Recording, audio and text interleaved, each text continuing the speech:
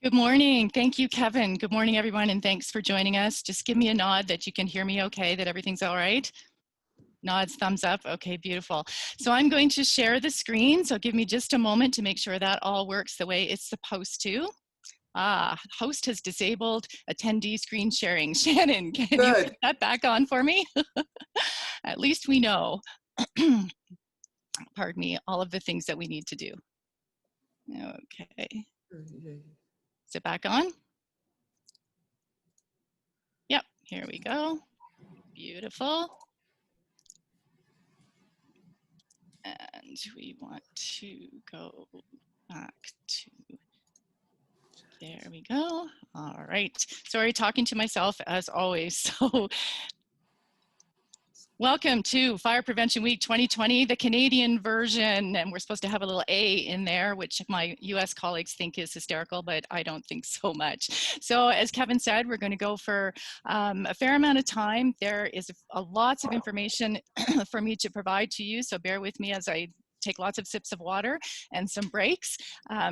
As Kevin said, the chat box is open and available to you, so please use it, and we will recommend and suggest times for you to jump in with information, ideas, and suggestions. Shannon will post again the links to the various things that we're going to talk about in the chat box. It's there for those of you who signed on early, but we have to repost it, so we will do that shortly. So thanks, Kevin. As Kevin said, I can't see the chat, so Shannon will monitor it, and here we go. Thanks to the new Ontario Association of Fire Educators for partnering with NFPA to do this webinar today, and thanks to Kevin and Shannon for their help and commitment to fire prevention and public education. Congratulations to all of you for building this new association, and I love the logo. It looks beautiful there. Some of you may have joined me and my US colleagues, as Kevin said, Meredith and Callie, on July 30th for 2020 Fire Prevention Week webinar, and you will see many of the same resources today, but we're going to dive deeper and have lots of opportunity for input, conversation, and questions. So if you have been under a rock for the last little bit and you don't know yet, our 2020 Fire Prevention Week theme is Serve Up Fire Safety in the Kitchen, in English and of course in French, which we're very glad about. We have lots and lots of French resources this year, more than we have before. So that's a real plus for us here in Canada, as it was certainly in demand in various provinces and territories. I see Gerda is here. So hi Gerda from way up north. We're delighted to have you. We have had great response from educators all over North America to the theme, which is evident in our launch video. And if you haven't had the opportunity to see that launch video yet, we're going to share it, or I'm going to share it here in just a moment. While the video is playing, so this is your first opportunity for some input. While the video is playing, take a second and tell me in the chat what you think of the theme and how relevant it is in your community. So here we go for the. Let's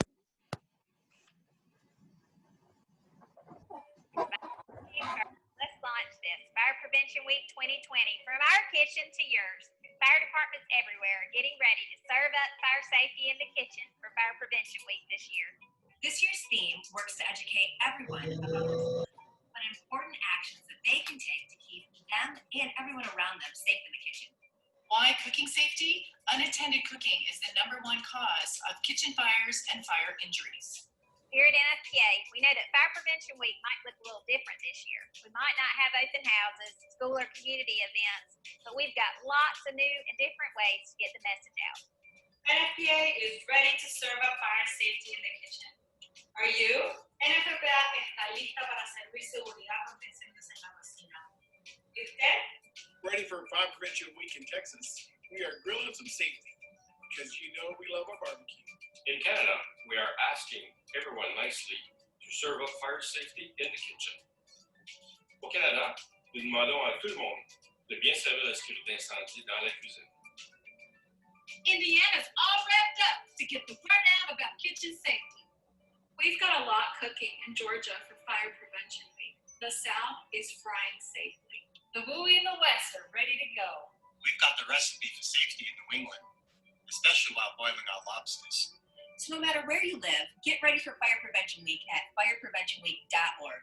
We've got this. About to certify safety in the kitchen. Get some lessons that can help with fire prevention. If you have some further questions, won't you listen? About to certify safety in the kitchen.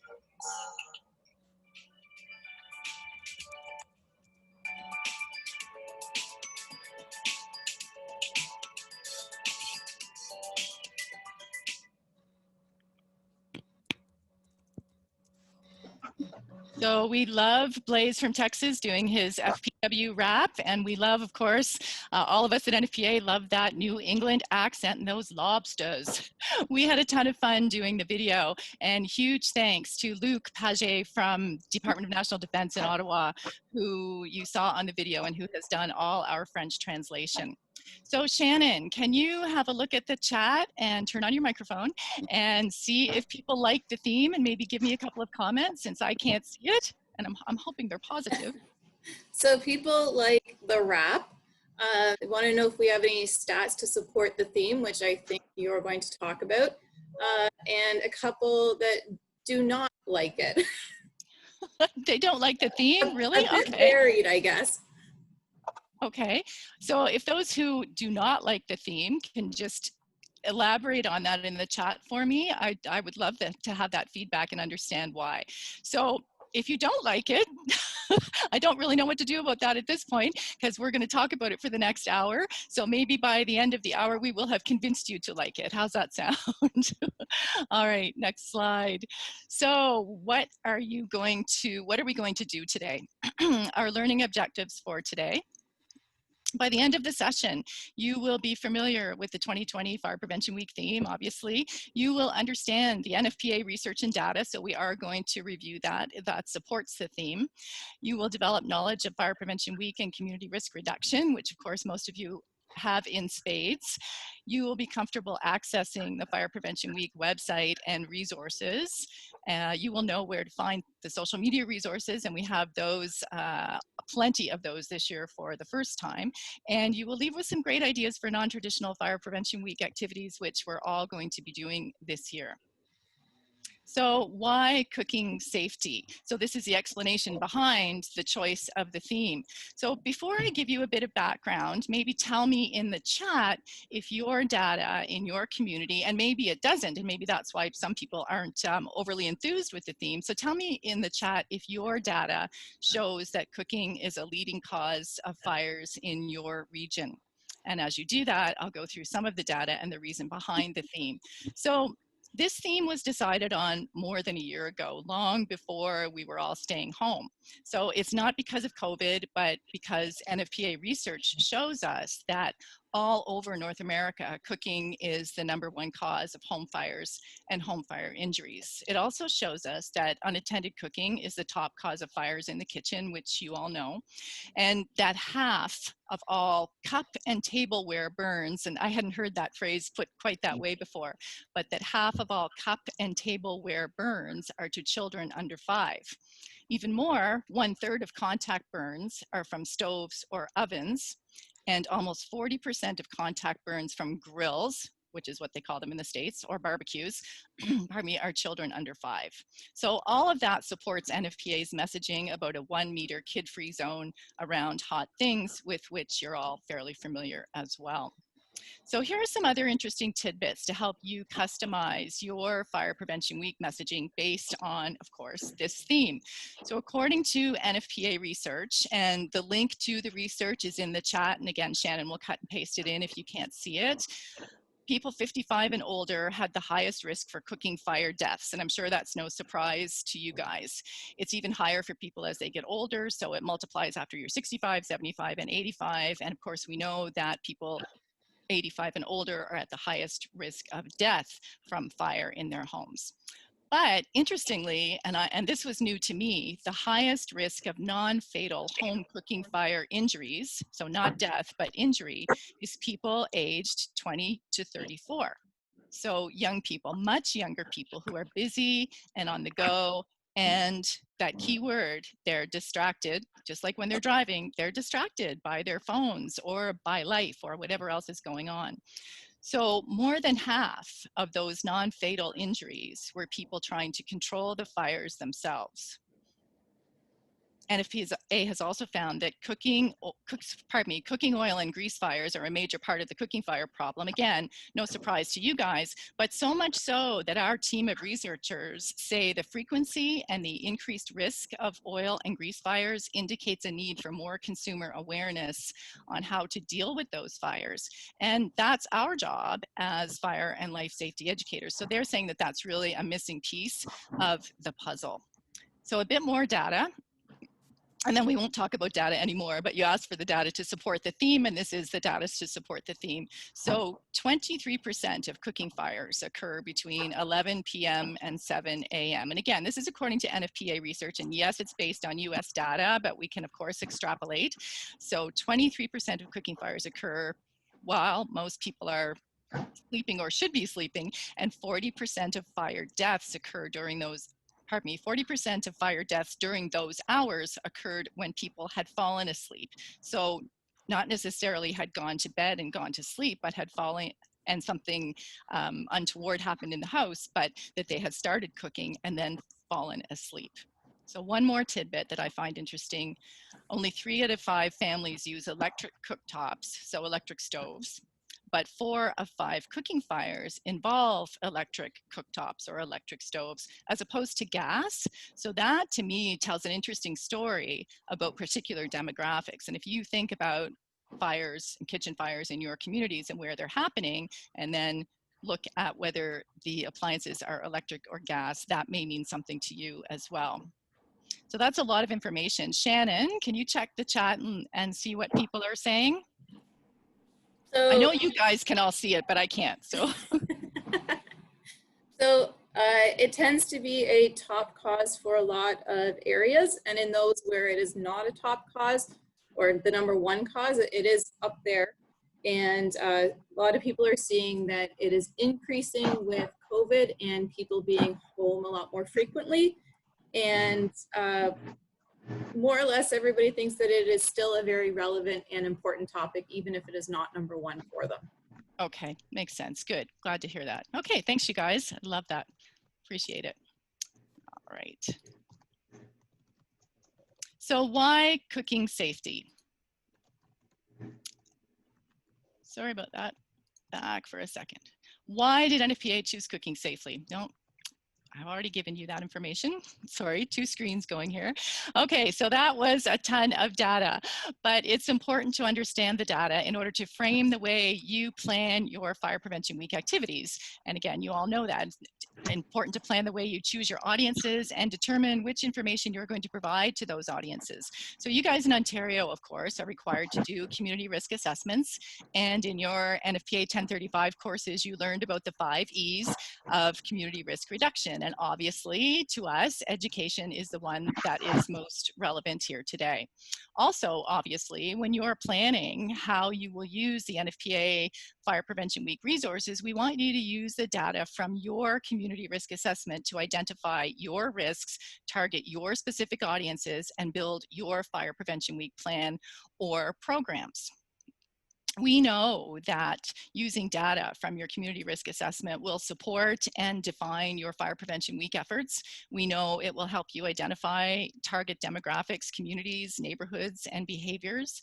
We know it will help you affect change in behavior, and we know it will help you evaluate your programs, which is of course critical to your fire chief, your council, and to the continuation of your programs. So ultimately, of course, public education is about changing behavior, and that's the aim of the Fire Prevention Week messaging and all of the resources that go with it. So the messages are clear and simple, and we will review them as we navigate the website, which we're going to do here. And pardon me, you all know the website is fpw.org or firepreventionweek.org. Both of them work if you type them in, or you just go to nfpa.org and follow public education. So our team at NFPA, our education team, so we have our public education team and our education team. And our education team, Amy and pardon me, April and Andrea, all those people have education backgrounds, school education backgrounds. So they have created the resources to go with the curriculums, and they're based on various age groups and the learning abilities and the learning goals and objectives of those various age groups. So they're targeted at particular audience, teens, busy families, university students and young adults, older adults, and they target specific behaviors such as being distracted by Instagram or while you're waiting for your pot to boil. And we know that that happens. So can you guys add in the chat who your specific audiences are? And then you can have multiple audiences, right? And we'll have a look at that in a few minutes once we get further into that section of the website. Okay, thank you. Okay, so first up at firepreventionweek.org, there are 4 tabs at the top right of the page. Cook Safely, About, Toolkit, and Shop. So the Shop one goes to the US NFPA site, so we're going to ignore that today, and I will show you later on where to get your Fire Prevention Week products and what's available. Okay, so first up, Cook Safely.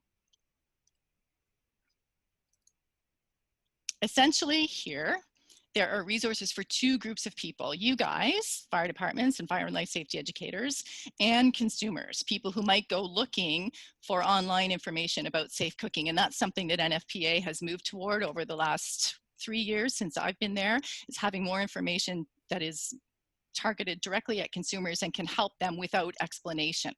So under Cooking Safety, Cooking Safely, you will find tools, activities, and safety information your department can provide to consumers. The Family's Cooking Safety Checklist that you can see on the screen in English and French is a great tool, and it's also available in Spanish if that's relevant to you. So how can you use that checklist if you're unable to hand it out at an open house, for example? You can send it out to daycares, preschools, schools, or teachers, community clubs and organizations. Think Brownies, Cubs, Guides, Scouts, let's try. You can post it all over social media. You can do a short video of you showing the items and ticking off the boxes. Or you could find local celebrities, your mayor, a political figure, a sports figure, someone famous, to make a video completing the checklist, or even get your crews to do it, walking through the fire hall and showing all the items in proper working order. So all this virtual stuff is definitely more work and requires a little bit of imagination, but we're going to talk about some of that a little bit later on. And with lots of input, I know you guys are up to that challenge. Still under Cooking Safely on the Fire Prevention Week site, you'll find this fantastic sheet. It's not there in printable, you have to screenshot it. We will try to have it printable shortly, but it provides the messages and acts as a bit of a guide for you guys. All the messaging, of course, is from the NFPA Educational Messaging Advisory Group desk reference document, which you should all have, and our key, which is used by, of course, the Ontario Office of the Fire Marshal and all of the offices of the fire marshals and fire commissioners across Canada, and that ensures consistent messaging is coming from all of us. So the 4 key messages with lots of additional information and context, which you can see here, are stay focused on the food, put a lid on it, keep cooking areas clear, and prevent scalds and burns. And now we'll look at the resources to go with those messages. So still under the Cook Safely tab on the Fire Prevention Week website, you'll find the 1 meter kid-free zone. I know it's in inches, you guys. This is one of the resources that I missed and we didn't get converted to metric, but I think most people can live with that. So how can you use it? So one suggestion, do a video of your crews cutting out and measuring the 1 meter from the stove and then post it all over the place. We have some great photos of that and we have some video on the site that accompanies that, but it's an easy one to distribute and easy for kids to do, and it's a good activity. We have the fire escape checklist, which you can promote on social media, get your mayor to do a video talking about some of the items and post it to your town's social media through your corporate communications, and of course, use the hashtag Fire Prevention Week. We're going to talk more about hashtags later too. And then the fire safety checklist for caregivers or older adults. So this is in partnership with FEMA, of course, and it's a great item to post on Facebook for that older adult audience, because we know all the older adults are on Facebook. And you could also use it on Twitter for recommend it for families to use to help parents and grandparents, and then you can provide it to local home support agencies too. So lots and lots of resources.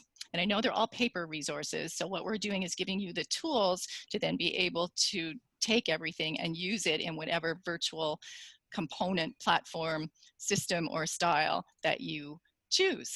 So still on that Cooking Safely page, videos.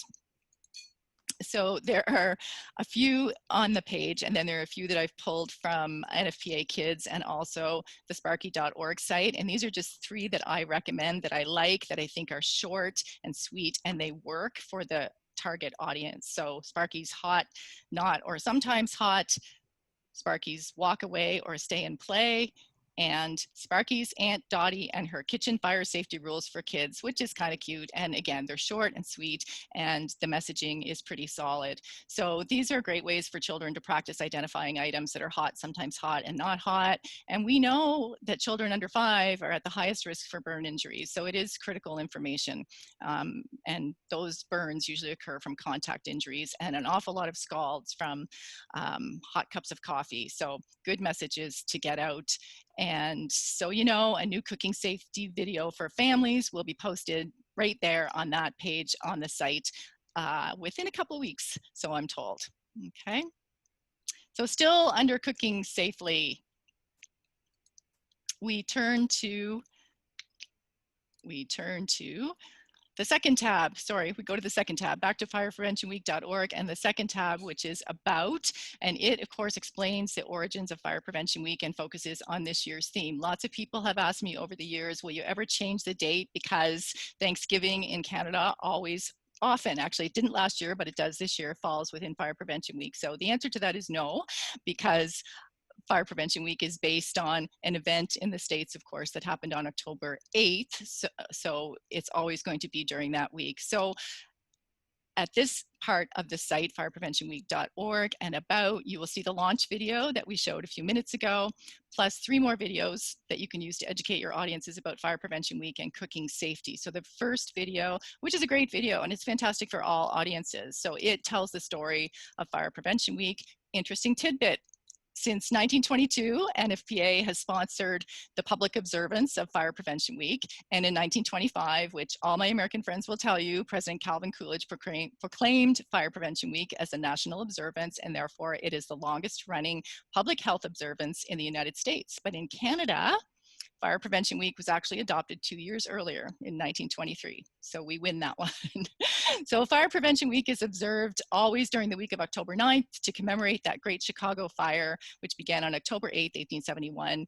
And the date will never change, but you can always do your events because the dates are no longer on the banners or the resources. You can do your events anytime. And now that we're doing them, many of them virtually, we have put no dates on any of the resources, and that helps you to be able to use the resources anytime. So the second video is making a home fire escape plan, which is nice and generic and great for all audiences. I'm just showing them to you so that when you go to the site, you'll be familiar with them and you can say, oh yeah, that's one that was recommended, because there's so much depth to the site. And then a third one is, pardon me, a recipe for safety. And that one is directed at consumers. So you can put that out on your social media feeds or through community groups and organizations, and that is the target audience. Okay, so back to firepreventionweek.org, and the third tab, which is my favorite place, which is the toolkit. And it is essentially everything you need or want to build your Fire Prevention Week programs and activities, including lots of resources for virtual or distanced events and campaigns. So before we talk about this, thank you for your comments in the chat, I hope, about your specific audiences. And this is where you will find the material for those specific identified target audiences. So Shannon, can we talk about those target audiences and what folks have identified as their target audiences in their communities? So we haven't. There was a lot of chat about the difference between gas and electric stoves though, and some discussion about why there would be a difference in why gas versus electric. So there was a lot of chat about that, but we haven't identified any of the target audiences. Okay, so can you make a note of that for us, Shannon, and we'll come back to the gas versus electric later on at the end of the presentation and in the conversation and question portion. I have some thoughts on that I can share with you, and it's also in the report that is in the link on the chat. Okay, and if you guys want to share some of your target audiences in the meantime, that would be fantastic. Okay. All right, so the toolkit. So many of you will be familiar with the toolkit because we've had it for a couple of years. If you click on the red boxes to download these, you can click on the red boxes to download the resources, most of which are in English and in French, which is again fantastic. And a new item that we've added this year, because when we were doing this, COVID was just starting and we thought, you know what, we never know what it's going to look like this year, is the out-of-the-box ideas. And we will talk about those more in detail shortly. In the meantime, I'm going to go through the others for you. So also in the toolkit, you'll find talking points about cooking safety. So this tool is great, and it's all, again, directly out of the EMAC, the educational messaging document. And it's great to use to help you prepare for interviews, media interviews you might have. You can hand it to media to help them with data. You can use it in your Zoom sessions or webinars you might do to make sure that we're all, again, providing consistent messaging. There is a fundraising letter you can see there on the bottom left. So if you're looking for support for your Fire Prevention Week activities, that explains the purpose of Fire Prevention Week and the goals and objectives. There's a press release in English and French that your department can customize. Of course, it's fill in the blanks, and it talks about the theme and explains why it's relevant. And these have all been Canadianized, so these do not include US data and whatnot. So it's a little more generic because, of course, in Canada we don't have national data necessarily. So you can add your provincial data or your municipal data if you like, but you will not find American data in there that you have to remove. That's all been done for you. Canadian spellings, Canadian measurement, that kind of thing. So press release, you'll also see proclamations there. Pardon me, on the right. In Canada, we have a national proclamation that comes from Parliament, and that will be available in September, and I will make sure that you guys all receive it. And then on the bottom right, it says event flyer. So that used to be the open house flyer, and that was really popular last year in English and French, so we made sure it was English and French and Spanish again this year. And this allows you to promote virtual experiences. So we've changed it from an open house flyer to an event flyer. And this is what it looks like. So when you download the flyer, you can fill in your department and the date and the location of the event. So I'm in Oakville, so I used Oakville as the example, promoting a Zoom session for parents and children. So Glenn Barwell, if you're on the call, I look forward to that. And you can do a virtual town hall, a Zoom drop-in to an older adult home, or even a call with the library. There are lots and lots of ideas, but this gives you a way to promote it over your social media, or posted in grocery stores, even wherever people go and wherever people gather. Although we're not gathering, but people are still gathering in grocery stores. All right. So our social media this year is amazing, if you ask me, and I had a little bit of a hand in it. So if you scroll down on the toolkit page, you'll find a ton of social media cards, and they are optimized for Facebook, Twitter, and yay, Instagram, and they're in English and French. So this is what they look like. There are 8 cards with 8 messages. Of course, this one is Facebook and Instagram. The theme card, Serve Up Fire Safety in the Kitchen, includes the message that cooking is the #1 cause of fires and home fire injuries. And there are 6 other messages that target specific audiences and specific age groups. So remember, we said earlier when we talked about the data that the causes of cooking fires are different for various age groups. So you could use, for example, the after a night out, there's the Cape Bretonism, out after a night out, order in card with local universities or colleges, and encourage them to post it and tag you, and then you post it and tag them, and then that extends the reach of your Fire Prevention Week messaging, right? So we thought that was kind of cool and a bit of a good idea. And the one about the 3-foot, 1-meter kids safety zone around hot items. So those are 4. And then the other 4 look like this, and you'll see the Twitter versions of them here. So put a lid on it to extinguish a small grease fire, keep a pot lid nearby when cooking. So we had to condense all of that EMAC messaging a little bit because it's very wordy in the EMAC, but we thought that worked. And you can see the lid on the left there. Be smart, like a smartphone, right? Get it? And use a timer. So that's the French version. It's available English, French, and Spanish. Focus on the food, and that, of course, is for what we talked about earlier, all those people who fall asleep. So we want to make sure that people are paying attention, awake, and they are not drowsy from using drugs or alcohol when they are cooking. And then there's Bill. So we want everyone to be smart like Bill and learn how to be careful in the kitchen. So they're a little different than NFPA's usual style. We tried to jazz them up a little bit, and again, make them available for Instagram. So you can put in the chat if you like those, or if you think they're goofy. Don't say they're goofy. We like them and we thought they'd work. So you can use them now, they're there, and you can use them anytime and put them out on all of your feeds, okay? So besides the social media cards, we have created social media messages for use on all platforms. So it's just text. So if you keep scrolling down past the social media cards, you will come to a red button that says download sample social media posts. And that's just a Word document with some tweets and hashtags. So you can beg, borrow, steal, and use that anytime.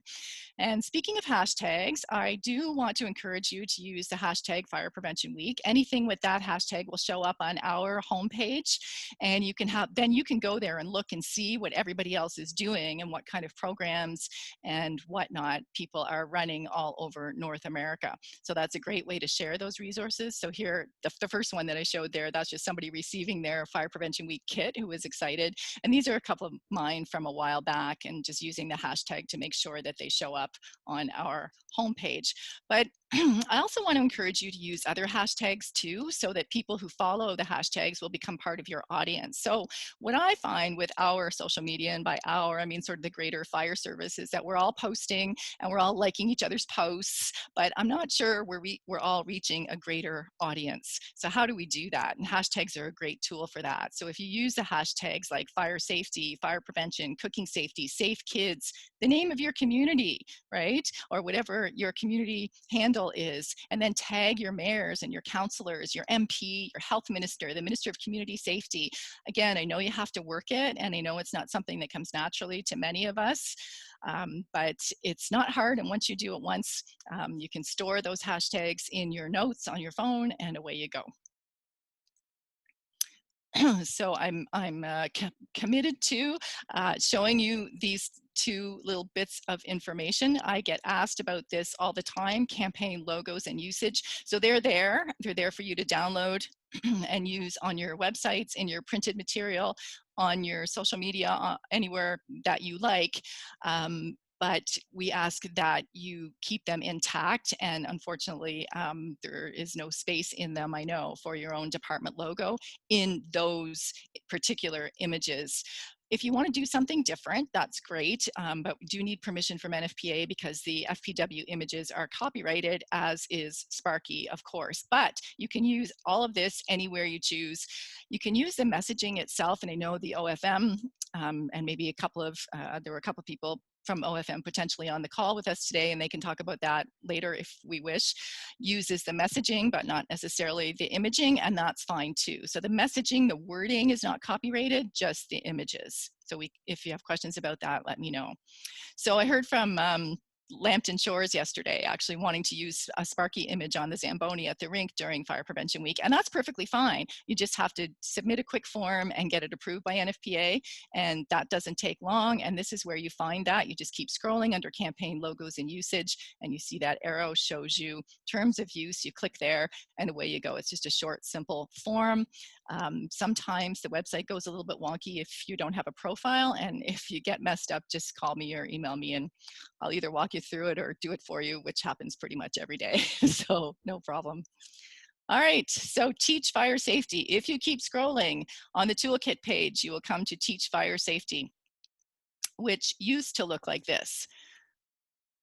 But now, we all need to learn to love our laptops.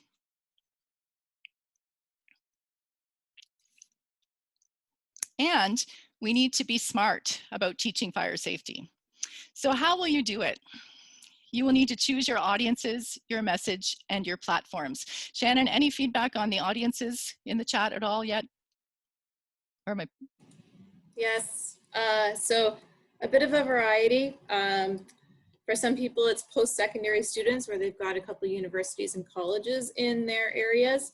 We've got people targeting families. A few people mentioned seniors, some new Canadians, developmentally delayed adults that live alone, And there's a couple that have large Mennonite and Amish communities, which pose a bit of a challenge because they are not on social media, and note there that they're using non-conventional cooktops. Okay, good points. Okay, we'll come back to that. Thank you. Excellent. Okay, so this is some information for very specific target audiences, those who may be on social media, those who are going back to school, children and families. So I'll show you what's here and what we've got, and then we can talk about some of those others toward the latter part of the presentation. So we do need to be smart about teaching fire safety. How will you do it? You will need to choose your audiences, and you all know who your audiences are, your messages and your platforms, such as Google Classroom. We know John Percy's using Google Classroom in Waterloo and hopefully having great success, and we can chat about that.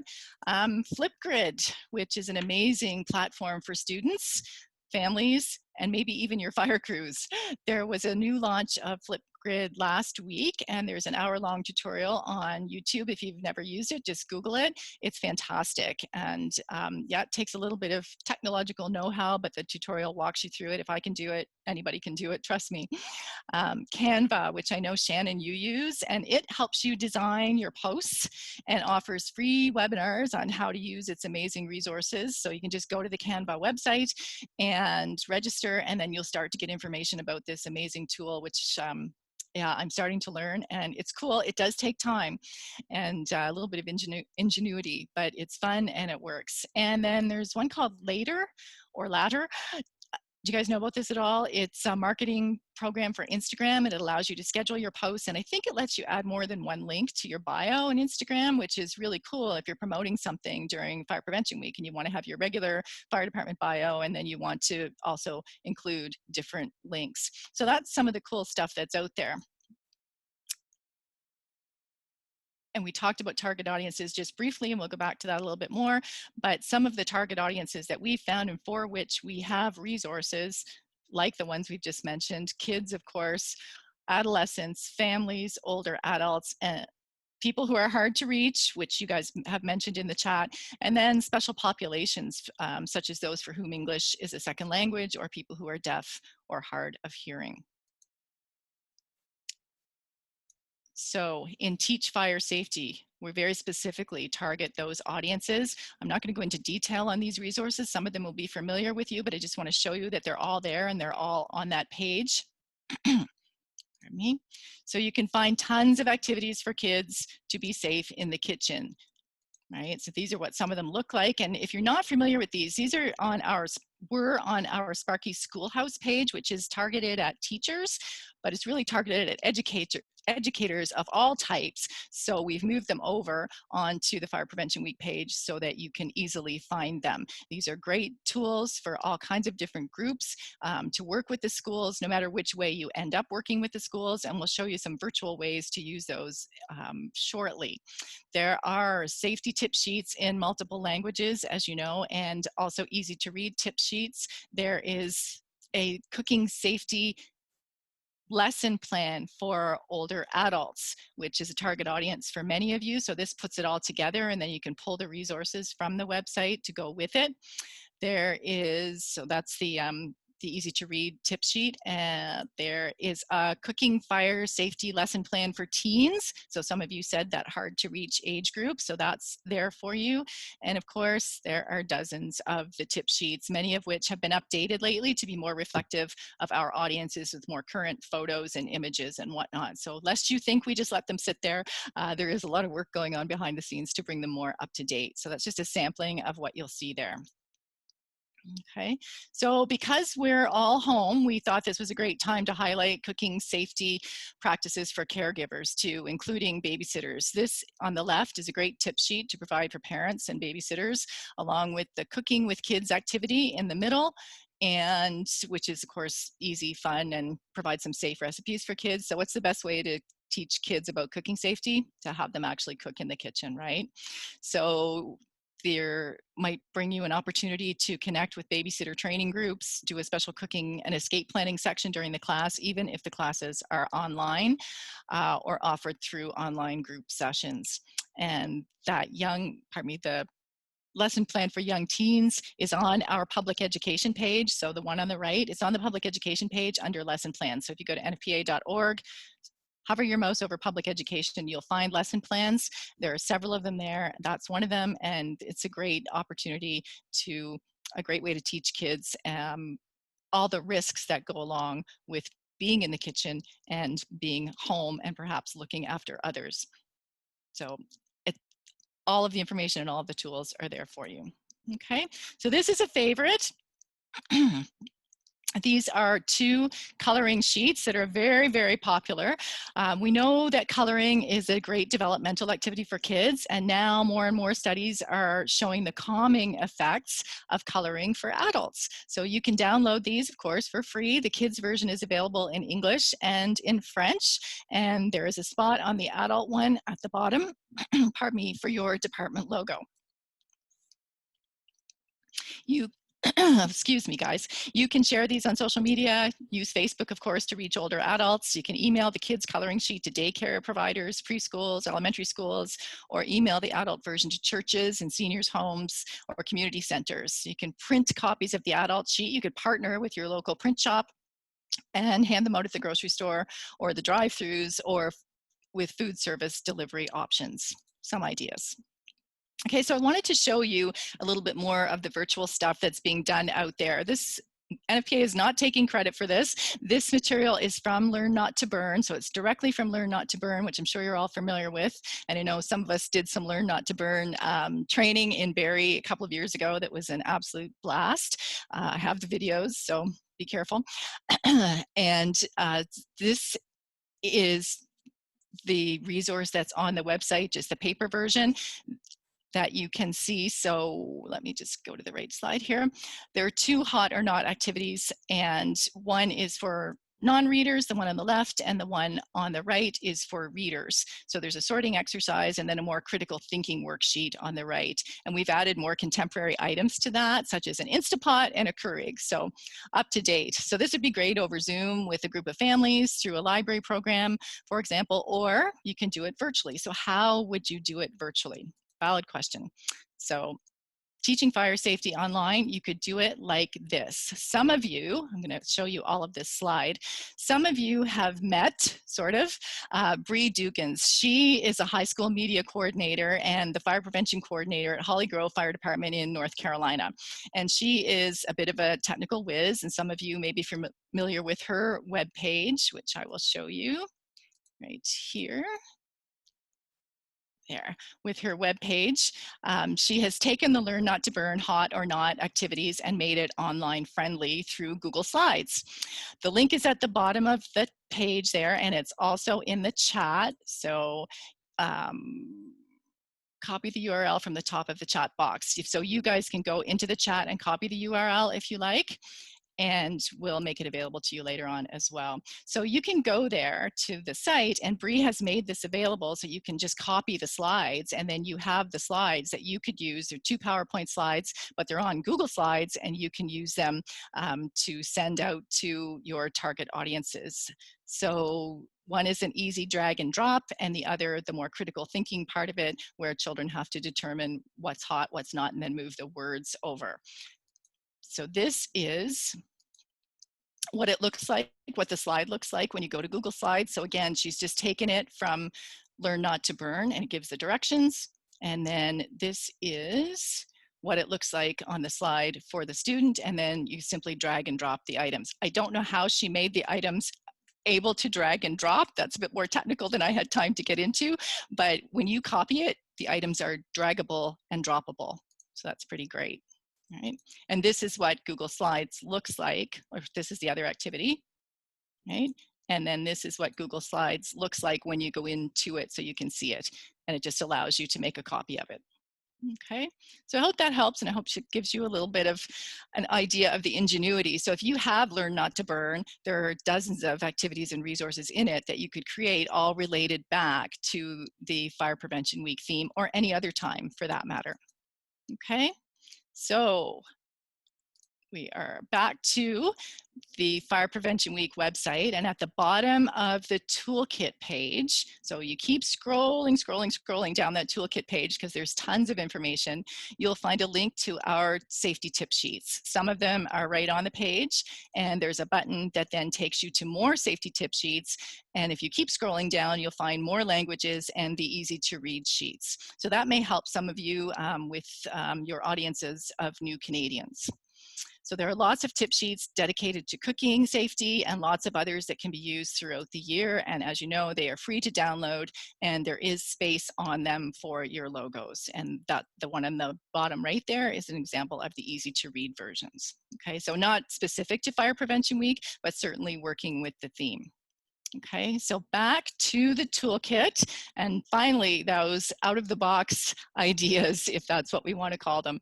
So if you go back and click there, you will get a Word document that we pulled together months ago when we were prepping for Fire Prevention Week, long before distancing restrictions really took hold. And since then, you guys in Ontario have been leaders in coming up with brilliant ideas. So we know John Percy, as I said, is all over Google Classroom. Down in Prince Edward County, they did drive-through public education, which was amazing. In Georgina, Kaylee and her crew did a Chalk It Up to Safety campaign, and Oakville followed suit. So let's look at a couple more and then we'll talk a bit more about them. So some ideas for what we're calling out-of-the-box events and activities for Fire Prevention Week. So partnerships, which would be the foundation of some of your out-of-the-box ideas, and also a foundation of community risk reduction. So these are a fantastic way to spread information further into your community. So think about your community and how all types of businesses and organizations had to adapt and do things differently the past several months. Lots of businesses and organizations would be happy to endorse your Fire Prevention Week efforts as part of a community-wide initiative to increase fire prevention and fire safety. So everyone's on board with safety, so seize that opportunity. So some of the things you could do: get it delivered, partner with local restaurants and food delivery services to include fire safety messaging with their deliveries. I know this is a big one. We've heard lots about this. Several departments in Canada and the United States have been doing it for several months in partnership with local restaurants. It's not showing there, but become a YouTube star. if the likes of some of those YouTube stars can do it, so can you. Make a short, quick, catchy video, including cooking safety messages, and reach out on social media for feedback. Think of something fun like the Fire Prevention Week launch video that we did. It wasn't that hard. We all did it, and then it was cobbled together.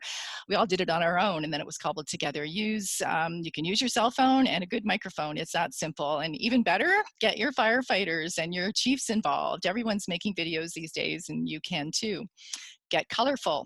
We've talked about the coloring sheets. You can do contests with the coloring sheets, hand out crayons, and do you guys call them colored pencils or pencil crayons in Ontario? Shannon? Both. Both? Okay. I flip back and forth between the two, so. Okay, so they're colored pencils in Nova Scotia, and when I moved to Ontario, they became pencil crayons. So I'd never heard pencil crayons before. Anyway, regardless of what you call them, good opportunity. And then you can encourage people to share that artwork on social media or drop it off at the fire hall or send you photos, and then have contests and whatnot. And then, of course, virtual truck tours. We know everyone loves to see the trucks, and this is bound to get your firefighters excited. So get them involved. Find your in-house Oscar-worthy performer, write a script, and away you go. Be sure, though, to include some safety messages in with the truck tours, right? You can see a couple of other examples on the slide of Canadian departments that did, there we mentioned Prince Edward County doing the drive-through blitz, which looked fantastic, and they were mighty proud. And then there's an example, the winner of Georgina's Chalk It Up to Fire Safety contest, which is just awesome. So a couple of other things that our NFPA 2020 Educator of the Year, Maria Bostian, also from North Carolina, did. Her department in the US partnered with a local catering company that is averaging 700 to 800 catered meals to go a week, and the department has provided a variety of kitchen safety tips, barbecue tips, and NFPA tip sheets to go in the to-go bags. So easy peasy, and you're reaching a huge audience. Maria is also using the local movie theater and event venues to advertise the Fire Prevention Week theme. So this is what it looks like. And you can see over on the right there, she has Flat Sparky. So Flat Sparky is a huge hit, more so than I was ever aware. And we have, are you ready? A new Flat Sparky that came out yesterday. So that is also on the Teach Fire Safety part of the page, okay? And then she has created a cookbook.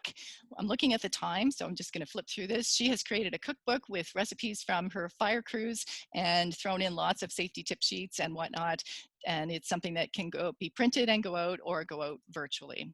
So lastly, before we chat a little bit more, Fire Prevention Week products for Canadian fire departments, where can you get them? You can order through the Fire Hall bookstore, which of course is part of Annex Business Media. Many of you will know me from Firefighting in Canada magazine, which is part of that. So they have the kits and also the individual items, or the Public Safety Resource Center, which is CanOps, the business arm of the Canadian Council of Fire Marshals and Fire Commissioners. So those are the two places that offer the kits and the individual items. I would encourage you to look carefully at both websites. Each offers different items. You can get French items through CanOps only. And ta-da, we have a big announcement that there is finally a Sparky Stuffy available through CanOps. I ordered 5 last week, so they may be in short supply by the time you get to them. And I just wanted to highlight a couple of other items for you. That's what the kit looks like. This is the poster that's in the kit in English and French. This is the activity book. Again, all the activities are created in line with curriculums and educators. So that's kind of cool. And this is the Sparky, pardon me, the Fire Prevention Week tattoo, temporary tattoo, and the sticker. And these are the magnets in English and French. And you'll notice there's no dates on the magnets, and they do have safety information on them, safety tips, so it's more useful than it has been in the past, just promoting the theme, okay? So let's go back to ideas. A couple more I'll show you, and then we can have a bit of a chat. So these are just examples of what a couple of the departments did. So there's Innisfil and the Chalk It Up for fire safety, which I love. And that's Oakville following suit. And I had asked a couple of questions, but maybe if Glenn's on, he can talk about the success of that program. And this was Georgina doing the virtual smoke alarm visit, and Kaylee's on and going to give us a little bit of a rundown on that. This is really cool. The Russell Fire Department in Eastern Ontario has done tons of stuff, and follow them if you don't on Twitter. They have done some great neighborhood visits at a distance and got lots of excitement generated about fire safety in their community.